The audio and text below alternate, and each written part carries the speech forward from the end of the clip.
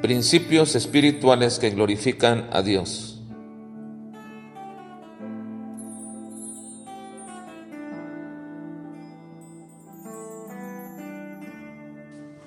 Principio cristocéntrico número 65. Jesús no practicaba una religión, sino una relación con su Padre Celestial. Lucas capítulo 4 al capítulo 6. La imagen más general que tienen todas las personas respecto de Cristo es la de un religioso. De hecho, no solamente de un religioso, sino de un líder, o el líder más importante de una religión, la religión cristiana. Y esto es debido a que normalmente se confunde lo religioso con lo espiritual.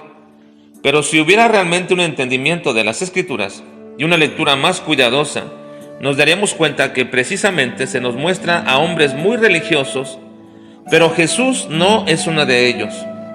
De hecho, una de las razones por las cuales Jesús fue perseguido durante todo su ministerio y finalmente llevado a la muerte fue por la excusa de que él no era suficientemente religioso como judío para cumplir todo lo que las ordenanzas de la religión judía prescribían.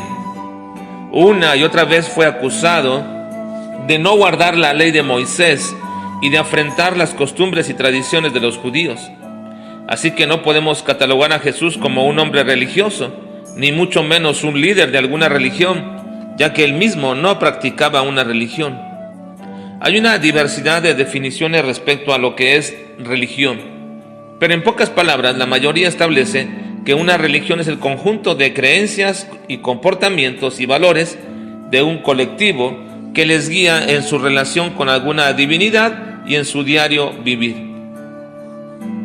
Nosotros podríamos definir que el término religión básicamente es el intento del hombre que a través de la práctica de algunos ritos busca relacionarse con Dios, ya sea que estas prácticas sean ordenadas por esa divinidad o simplemente sea la persuasión personal de que así se le puede agradar. Los judíos mantenían una religión muy estricta basada en las leyes de Moisés, y estas habían sido ordenadas por Dios, pero al añadirle a estos hombres prácticas suyas, oscurecieron y torcieron el propósito con lo cual Dios les había ordenado.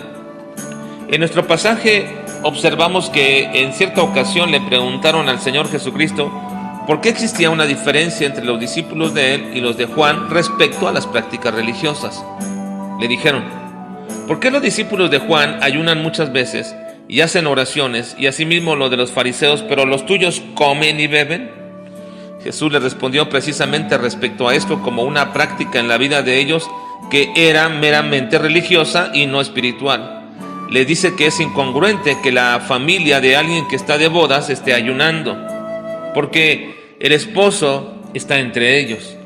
Pero cuando el esposo ya no esté, es decir, cuando haya muerto, entonces ellos podrán ayunar.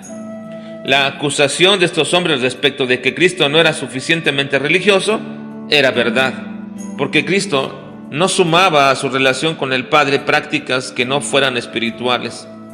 Cristo mantenía su relación con el Padre Celestial orando, y lo hacía continuamente, y se iba a lugares desiertos y solos para poder mantener ese tiempo de oración. Lucas menciona que cuando Cristo iba a escoger a sus 12 discípulos, subió al monte a orar y que pasó toda la noche orando a Dios.